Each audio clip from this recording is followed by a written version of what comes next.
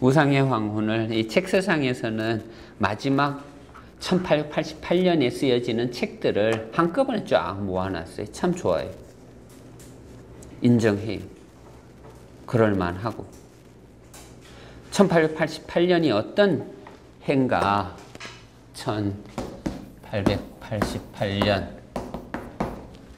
여름에서 가을로 이어가는, 그 다음에 9월 30일. 니체를 공부해 보면은 서문은 가장 마지막에 쓰여지는 것을 알게 돼요. 즉 우상의 황혼의 서문이 9월 30일에 쓰여졌다는 얘기는 우상의 황혼이 9월 30일에 완료됐다는 것을 의미해요. 그러니까 집필이 완료된 거. 그러니까 출판이 완료된 건 아니에요. 집필이 완료됐어요. 저도 글을 쓰다 보면은 집필이 완료되면은 그 다음에 한두 달 정도는 다시 읽으면서 수정을 하는 기간이 있어요. 그래서 10월을 완료되는, 그러니까 설명하기가 좀 애매한데 요거는 집필 완료, 쓰는 걸 완료한 거고 10월에 이제 책이라는 책 형식으로 완료가 된 시기라고 보통 얘기를 해요. 그래서 이 10월은 뭐라고, 나태함 혹은 게으름, 이런 단어들이 이제 우상의 황혼에서 가끔 툭툭 튀어나오는데 우리를 당황하게 만들어요. 나는 이거를 어떻게 해석하고 싶냐 하면은, 예를 들어서 하나님이 6일 동안 줄기차게 쉬지 않고 창조하고 나서 마지막 7일째는 어떻게 했어요? 하나님도 쉬었단 말이에요. 휴식을 취했어요. 요렇게 설명하면은 니체가 이런 난폭한 언어를 덜컥덜컥 내놓는다 해도, 아, 니체는 게으름을 지금 즐기고 있구나. 아, 나태함을 지금 즐기고 있구나. 니체 공부할 때 제일 어려운 게 이런 단어에 대한 어감이에요. 오늘 첫 시간이니까 좀 연습 좀 해봅시다. 니체가 사용하는 제일 어려운 단어가 뭐예요? 신은 죽었다잖아요.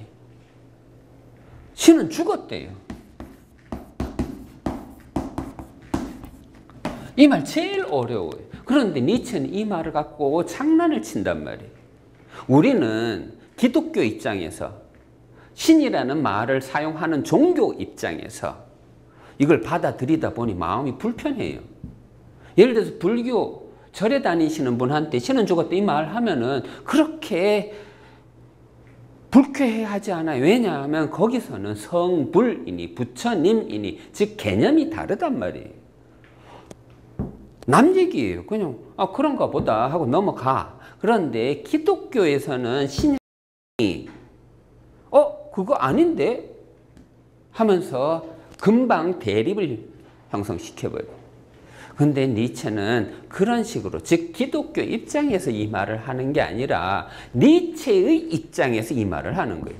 니체의 입장에서 이런 개념을 받아들이면 다 이해가 돼요. 니체는 신은 죽었다라고 말함으로써 뭘 얘기하냐 하면은 연못에 돌멩이를 딱 던지면은 뭐가 형성돼요? 동그라미가 형성되잖아요. 동그라미를 볼 때 요걸 1이라고 하고 요거를 2라고 하고 요거를 3이라고 하고 그러면은 뭔가가 보일 거란 말이에요. 뭐가 보여요? 1에 해당하는 것은 예를 들어서 허무주의의 도래라고 하는 거. 허무주의의 도래. 답답해요. 한계가 느껴져. 한계가. 한계 안에 들어가 있어. 감옥 안에 있어. 감옥 안에 있으면 얼마나 답답할까요? 너 여기 있어. 넌 안 돼 임마. 넌 자격 없어. 이런 소리 들으면 얼마나 억장이 무너질까. 예를 들어 침대를 먼저 만들어 놓고 다리가 길면 잘라버리고 다리가 짧으면 다리를 늘려버리고 이러한 잔인한 행동이 벌어질 수도 있어요. 이 한계를 어떻게 할까? 절망이 오겠죠. 뭐 실망이 오겠죠. 뭐 등등등등 1번에 해당하는 이 동그라미, 이 한계에 부닥쳤을 때 혹은 제가 자주 말하는 게 또 데카당 퇴폐적인 삶의 욕망이 욕정이 다 사라져버려요. 무릎을 꿇게 하는 이러한 상황. 그런데 니체는 여기서 극복의 철학을 요구해요. 극복하라. 극복하면 이버라는 단어는 위 혹은 위에 선 혹은 위로 방향이든 정지든 상관없어. 그냥 위란 뜻이에요. 일단은 여기에 맨시라는 단어를 합쳐서 인간을 붙여요. 위에 선 인간 혹은 위에 서고 있는 인간 혹은 위라는 말 때문에 뭔가 넘어서고 있는 이런 뜻으로 또 의역이 가능해요. 즉 넘어선 인간 혹은 넘어서고 있는 인간 다 가능한데 이것을 넘어서다라는 말을 강조해서 초인이라고 번역한다 이거예요. 초인은 뭐냐? 그러면 초인은 신처럼 뭔가 정해져 있는 게 아니라 초인이 뭐냐 그러면 과정이에요. 넘어서고 있는 자, 끊임없이 넘어서고 있는 자. 동그라미가 뭐예요? 연못 속에 던져진 이 돌멩이가 만들어내는 이 동그라미는 이걸로 끝나는 게 아니에요. 계속 갈 거예요. 계속. 어디까지? 그냥 끝까지 갈 거예요. 끝까지. 이 끝은 누가 아는데? 나만 알아요. 나만. 하나님이 가르쳐 줄까요? 안 가르쳐 줘요. 나도 알아요. 이동용이가 어느 순간에 야 이동용 너는 여기까지구나. 네 인생은 이제 끝이구나. 이제 내려놓아라. 이런 신호가 올 거란 말이에요. 여행할 때도 내가 자전거 여행할 때도 알프스를 그렇게 많이 돌아다녔지만 어느 한순간에 오더라고요. 아 이제 여기가 끝이다. 이제 돌아가자. 안 그러면 내 스승한테 내가 맞아 뒤지겠다. 가야 되겠다. 박사학위 논문 마치려면 돌아서야 되겠다. 여기까지야. 이번 여름방학 여행은 여기까지야. 안 그러면 내 계약 시간에 맞춰서 못 돌아가. 한계가 있을 거란 말이야. 한계. 한계는 누가 가르쳐준다? 나만 알아요. 나만. 이걸 공자용으로 하면 지천명이에요. 하늘이 내려준 운명을 아는 거예요. 나의 한계. 하지만 끝이 아니라면은 여기가 끝이 아니라면은 또 넘어서야 되겠죠. 또 넘어서야 돼. 이때 내가 누구냐? 그거예요. 넘어설 때 나는 누굴까? 니츠가 광기에 들어가기 전에 시집을 하나 내는데 그 시집 제목이 디오니소스 송가예요. 디오니소스 송가. 광기, 황홀. 광기. 광기는 이따가 나중에 아주 큰 개념이라서 나중에 또 부연 설명할 거예요. 또 뭐 무아지경 등등의 신이 이 디오니소스 끝으로 염원하다가 미치기 바로 직전까지 이런 노래를 부르다가 지금 1888년은 지금 다작이에요. 다작 한 5권이 동시에 쓰여져요. 그 중에 한 권이란 말이에요. 노래를 불러. 그러면서 광기의 세계로 넘어가. 1889년 1월 3일 꽝 하고 이성이 폭발해버려요. 지금 9월 30일에 우상의 황혼이 쓰여졌다 그러잖아요. 10월, 11월, 12월, 그리고 3일, 3개월하고 3일 있으면 미칠 사람이. 정신력이, 이성이 끝까지 간 그런 상황이 벌어질 거예요. 정신을 내려놓을 거란 말이에요. 니체야, 너는 이제 더 이상 못하겠다. 여기가 너의 한계다. 하지만 다시 이게 끝이 아니라면 계속 넘어서야 돼. 계속 넘어설 때 디오니소스 송가에서 거기서도 주인공은 짜라투스트라인데 이 짜라투스트라가 누구냐 하면은 님므롯이 니므롯. 따라해보세요. 니므롯이 누구냐 하면 님롯. 정말 유명한 사람이 바벨탑 만든 사람이. 바벨탑 만들기 전에 뭐라고 칭찬받았냐 하면은 용감한 사람이라고. 신 앞에 서갖고 정말 용감한 사람이라고. 그런 속담까지 생겼어요.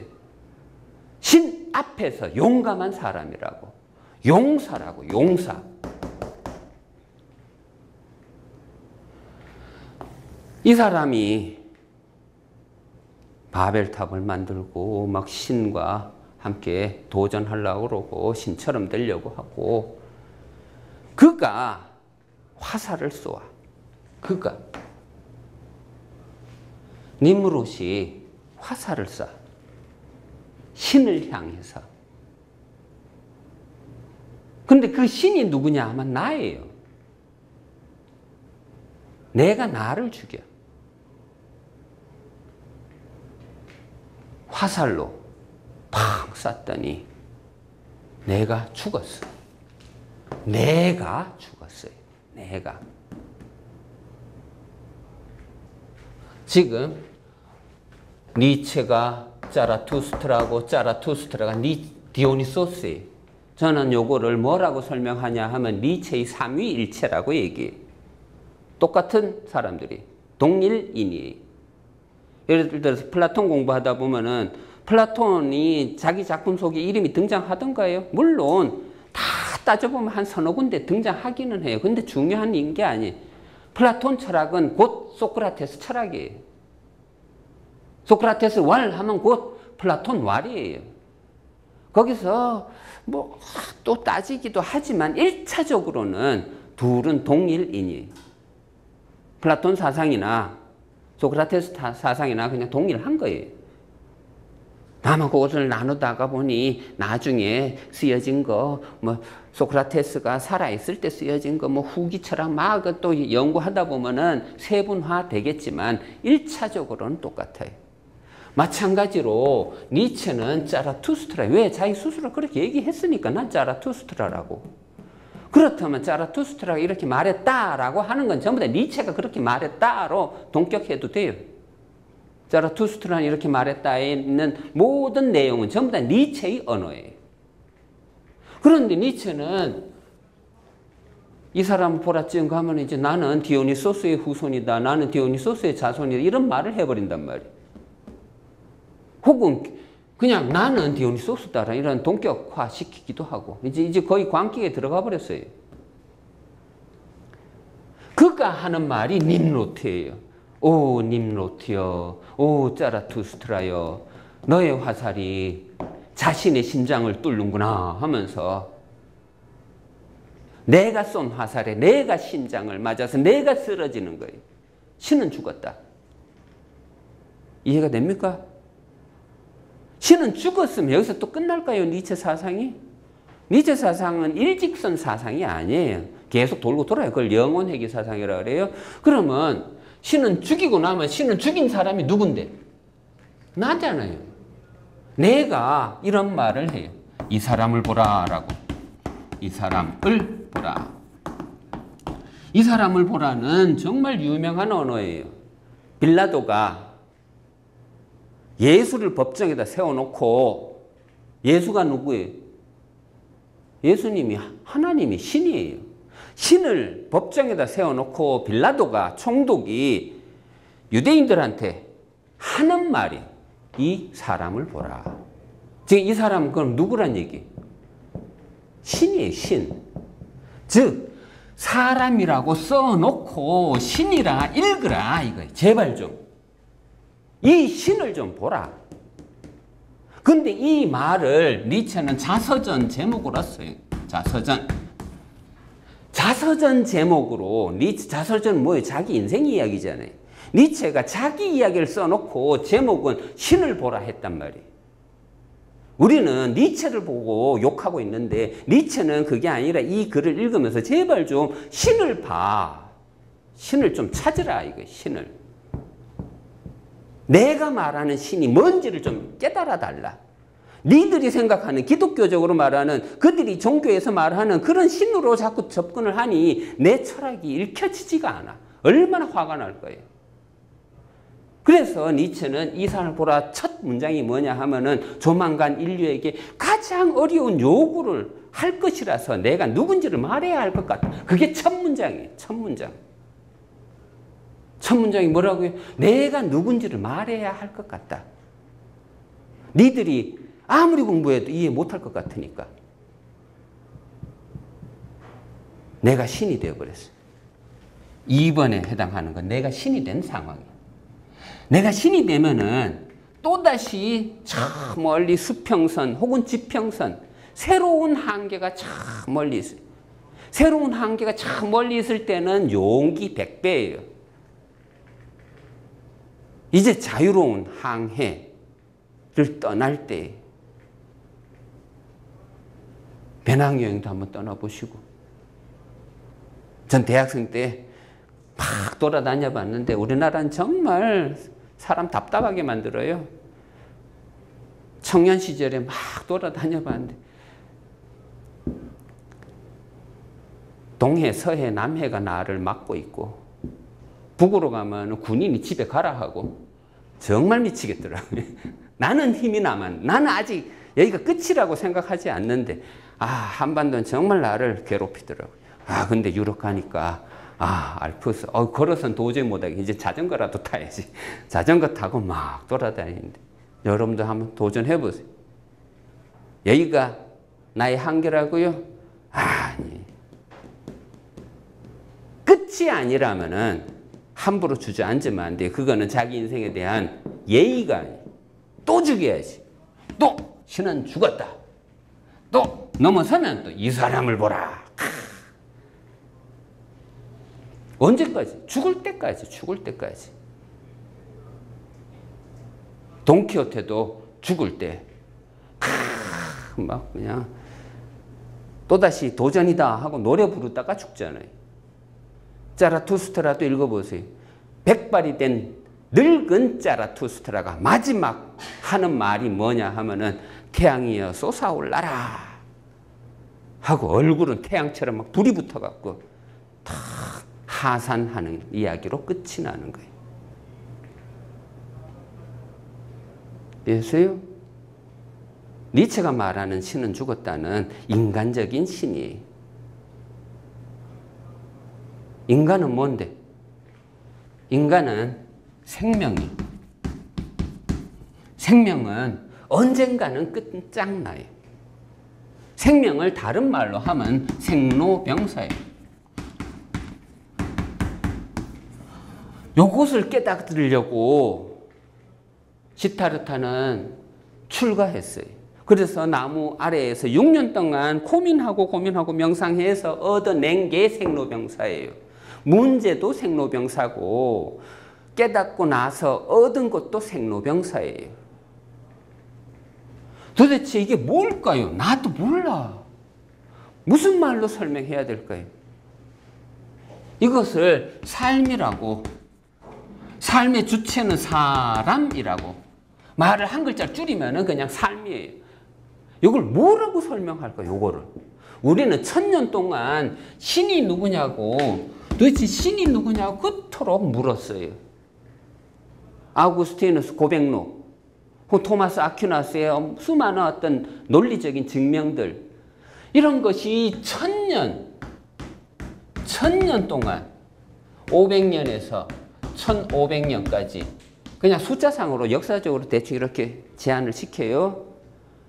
1000년 동안 지속이 되었단 말이에요. 1000년.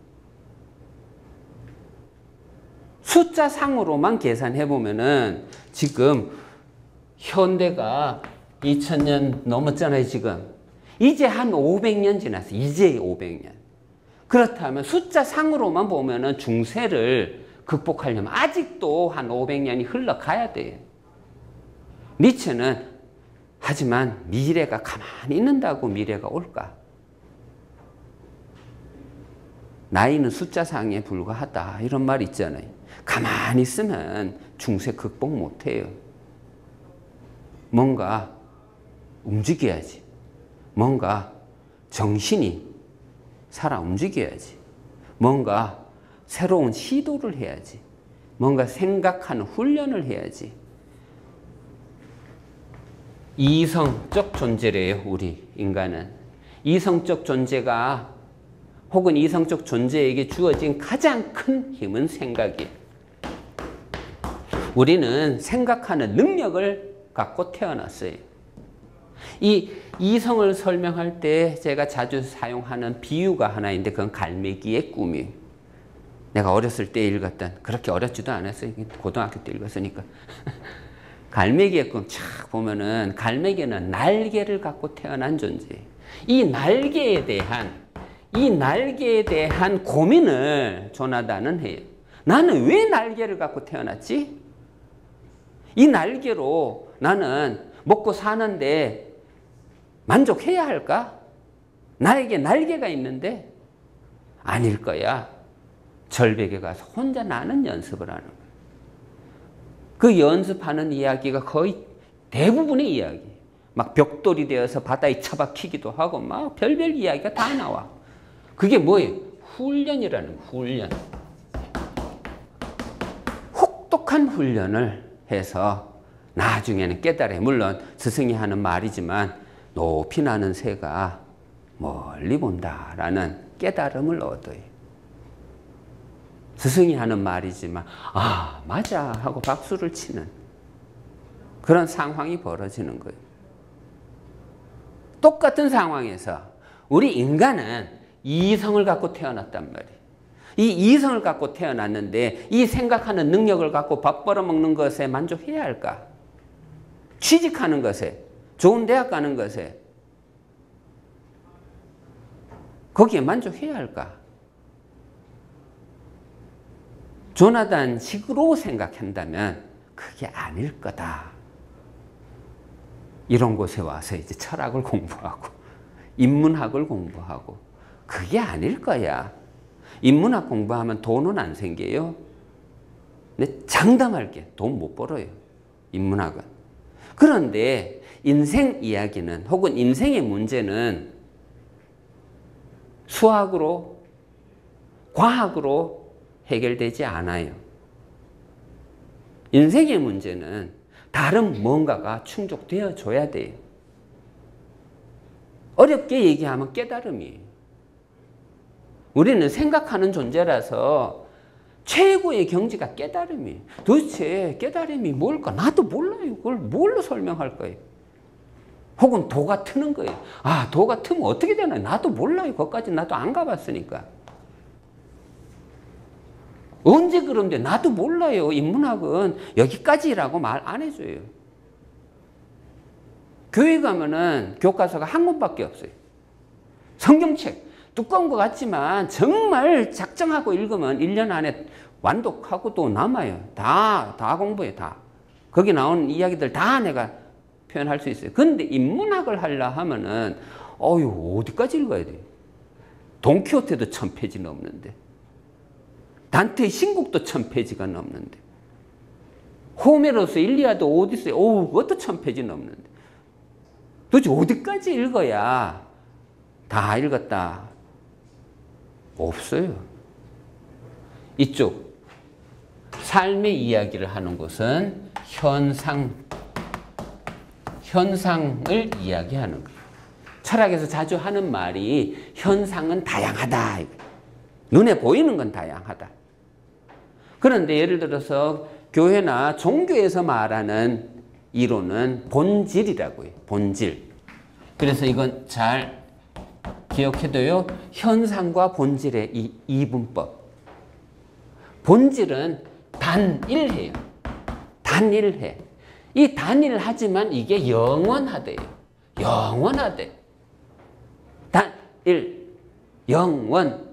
이런 걸 우리가 종교적 언어로 한다면 그게 바로 신이에요. 신적 개념이에요. 예를 들어서 의자를 생각해 봐요. 의자, 현상계에서는 정말 다양해요. 아무리 공장에서 찍어낸 거라 해도 뭔가 달라도 달라요. 이게 현상의 논리. 그런데 본질의 영역으로 들어가면 의자라는 이념이 있어요. 의자라는 관념이 있단 말이에요. 그래서 우리가 지금 백지를 나눠주고 우리 의자를 그립시다. 그러면 누구나 다 의자를 그릴 거예요. 다만 현상은 다를 거예요. 누구는 벤치를 그릴 거고 누구는 혼자 앉는 의자를 혹은 식탁 의자를 혹은 뭐 별별 의자를 다 자기 나름대로 그려낼 거란 말이에요. 니체가 하고자 하는 말은 현상에 대한 이야기들이에요. 과거 플라톤은 본질 쪽을 실존이라고 얘기했어요. 실존. 진짜 존재하는 곳이라고. 하나님이 진짜 존재하는 거라고. 다른 건 다 가짜라고. 그림자라고. 삶의 영역도 다 그림자라고. 하지만 니체는 이런 소리에 귀 기울이지 않아요. 니체는 이쪽으로 와요. 이쪽이 진짜라고. 이쪽이 진짜. 이 말을 그의 후배들은 실존이라는 단어를 여기서 쓰는 거예요. 독일에서 실존 철학이 등장해요. 실존 철학이 야스퍼스와 하이데거에 의해서 크게 부흥을 했고 그 철학이 이제 프랑스로 넘어가면서 실존주의라는 게 탄생하는 거예요. 실존주의 하면은 이거는 프랑스 철학이에요. 프랑스 철학이 하고자 하는 얘기는 전부 다 현상적 이야기, 본질적 이야기가 아니라 제일 유명한 언어라면은 사르트르가 한 말, 실존은 본질을 앞선다라는 이 말. 실존이 본질보다 더 낫다 이거예요. 가치가. 둘이 함께 있으면 본질보다 실존이 더 중요하다. 그 말이 실존이 본질을 앞선다라는 말이에요. 다시 이제 서서 이제 크게 봤어요. 이제 역사 철학까지 다 들어왔고 이제 싹 들어와 봐요. 1188년 가을에 도대체 무슨 일이 있었는지 6월부터 시작을 했어요. 6월 1888년 가을, 여름 6월부터 집필이 시작되어서 6, 7, 8, 9 숫자상으로 하면 한 4개월 정도 굉장히 긴 시간이에요. 니체의 집필 어떤 능력이나 집중력으로 보면은 예를 들어서 자라투스트라 같으면 2주 안에 써내고 막 엄청난 파워가 있었단 말이에요. 그런데 한 권의 책 정말 이거 모아놓으니까 이렇게 두꺼운 거고 다 그것만 딱 뽑아놓으면 정말 얇은 책이란 말이에요. 그것을 이렇게 어떻게 보면은 이제 이성의 힘이 끝장날 테니까 그래서 그랬는지도 모르고 시간은 오래 걸렸는데 분량은 또 작고 하지만 굉장히 압축적이고 여러 가지가 막 복잡해요. 지금 심경이. 또 이것만 쓰는 게 아니라 5권이 거의 동시다발적으로 써지다 보니 이거 쓰고 저거 쓰고 막 정신이 지금 사방팔방으로 흩어져 있다라고 생각해도 되고. 근데 이 책을 읽을 때 제일 힘든 부분이 바로 잔인함이에요. 잔인함. 물론 잔인한 행동 혹은 언어에 대해서는 그 이전에도 자주 등장을 했는데 어떤 언어를 자주 사용했냐면 상관없다예요. 상관없다.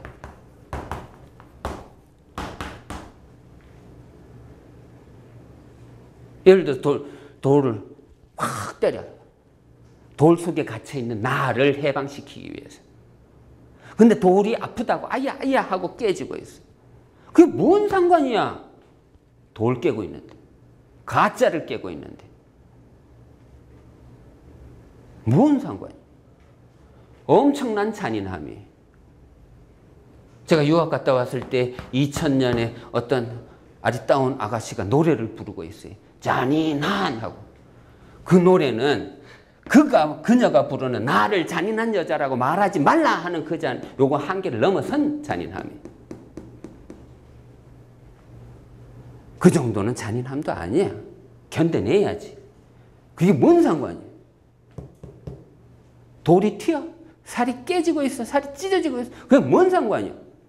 진짜를 끄집어내고 있고 너 자신을 해방시켜주는 위대한 잔인함인데, 사랑의 매인데 견뎌야지. 어디 함부로 아프다고 아야 아야 하고 엄살 피우고. 그래서는 안 되지. 이러한 잔인함, 인간적인 잔인함이 있는가 하면 아까 얘기했듯이 좀 부정적인 잔인함도 있어요. 예를 들어서 아까 얘기했듯이 고정관념. 즉 넌 안 돼 임마. 전 고등학교 때 그런 소리 들었어요. 이동영이 누구예요? 전대. 넌 임마 왜 학교 다녀 임마. 학교 그만둬 임마. 넌 공부도 못하는 놈이. 집에 가 임마. 그 소리가 나를 이렇게 만들었어요. 얼마나 잔인한 소리였어요. 한 사람한테. 학교에서 그것도. 선생이. 넌 자격 없어 임마. 격이라는 것을 딱 만들어 놓고 틀을 만들어 놓고, 예를 들어 대머리는 여기서 밥 먹지 마시오. 키 180 이상 되지 않는 사람은 고속도로 들어오지 마시오. 이런 말도 안 되는 어떤 틀을 정해놓고 그게 법이랍시고 법대로 하자. 준법정신 하면서 말을 꺼내면은 그런 법 망치를 들고 깨야 돼. 혁명이 일어나야지. 촛불을 켜야지. 어디 함부로 준법정신을 얘기해. 그건 법도 아니지. 아시겠어요? 니체가 말하는 잔인함은 인간적인 잔인함이. 쓰러진 인간이 있다면 기독교 같으면 이렇게 응원해 줄 거예요. 다 내게로 오라. 짐진 자들아 다 내게로. 내가 네 짐을 지어주리라. 믿기만 하라. 너는 천국 가리라. 하지만 니체는 그렇게 얘기 안 해요. 쓰러진 사람이 있으면 회초리를 들고 일어나 임마 하고 윽박지를 거예요. 힘을 더 키우라고 종용할 거예요. 망치를 들고 머리를 때릴지도 몰라요. 우상의 황혼, 우상은 없을 수 없어요. 우리는 생각하는 존재라서 생각은 첫 출발할 때는 항상 가상부터 할 수밖에 없어요. 여러분들 여기 처음 왔을 때 저를 딱 보자마자 첫 인상이라는 게 있어요. 우리는 생각을 그런 식으로 한단 말이에요. 그런데 그것조차 하지 말라고 하는 게 성경이에요. 나 이외에는 어떤 형상도 갖지 말라고. 그건 생각하지 말라는 말과 똑같은 거예요. 그래서 양심의 가책을 불러일으키게 만들어요. 항상 회개할 거리를. 그냥 광야에서 회개하라 천국이 가까웠느니라 그러면 인간은 어쩔 수 없이 회개할 수밖에 없는 상황이 벌어져요. 왜? 우리는 생각하는 존재라서. 가상, 우상 어쩔 수 없어요. 다만 생각이 우상과 이상을 자유자재로 왔다 갔다 할 줄 안다면 초인이. 지금 저쪽 1번에 해당한다면 지금 벽에 부닥쳤다면 그건 우상으로 인식할 줄 알아야 돼. 이제 깰 때가 온 거예요. 넘어섰다면 또다시 수평선이 보인다면 수평선을 향해서 도전하는 그건 이상이 되는 거예요. 그래서 니체는 부제목으로 이런 말도 해놨어요. 어떻게 망치를 들고 철학을 하는지. 즉 니체가 말하는 철학은 자기 철학이 자기 자신을 들여다보는 철학이고, 니체가 전쟁하자 싸움하자 이런 말을 자주 했지만 그 전쟁은 전부 다 자기와의 싸움이, 목숨을 건 전쟁이, 내가 나를 죽이지 못하면 나는 나에게 죽임을 당할 거예요. 왜? 우리는 이성적 존재라서. 우리는 보통 동물이 아니에요. 우리는 이성을 갖고 태어난 자라서 이성이 그 화살을 자기 자신에게로 향하게 해버리면은 엄청난 사건이 벌어져요. 잘못된 이성이, 건강한 이성이 아니라, 저렇게 극복하고자 하는 이성이 아니라 정말 데카당적인 퇴폐적인 이성이 나를 공격해버리면 나는 내 목숨을 끊을 수도 있어요. 이성적 존재에 정말 큰 흉기예요. 자살할 수 있는 존재, 인간밖에 없어요. 왜 자살할 수 있을까요? 이성 때문에 그래요.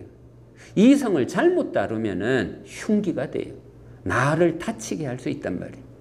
그래서 니체는 끊임없이 훈련하라.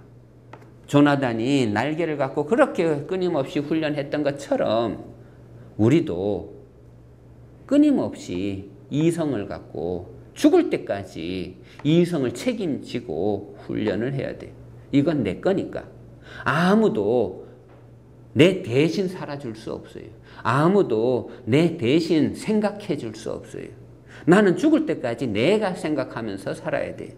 인간은 이성적 존재라서 이성이 망가지면 밥 먹는 것도 망가져요.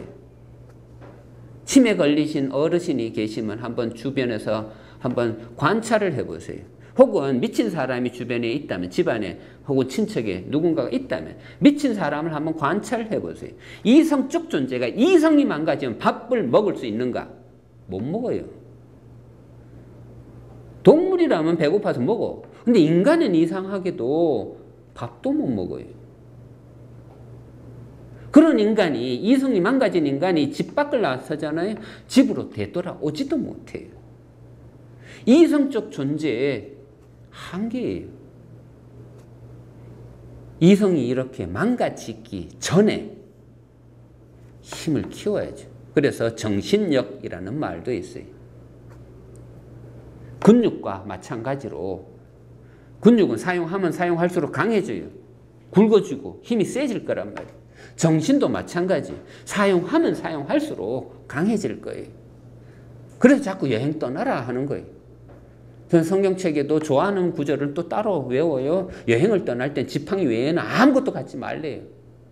저는 그거 몇 번 실천에 한번 옮겨봤어요. 여행 떠날 때 미리 준비하고 막 책자 연구하고 막 그렇게 하는 여행도 맛이 있지만, 또 다른 여행은 아무런 계획 없이 한번 떠나는 거예요. 그냥 젊음 믿고 청춘을 믿고 한번 가보세요. 낯선 곳 상관없어요. 내가 살고자 하는 의지만 있다면 거기서 살아날 거예요. 꼭 길을 알아야 길을 찾을 수 있는 건 아니에요. 제가 처음 알프스 넘어서 밀라노에 들어갈 때 느낌이었는데, 정말 노래 부르면서 갔어요. 저는 386 세대니까 군가를 많이 불렀어요.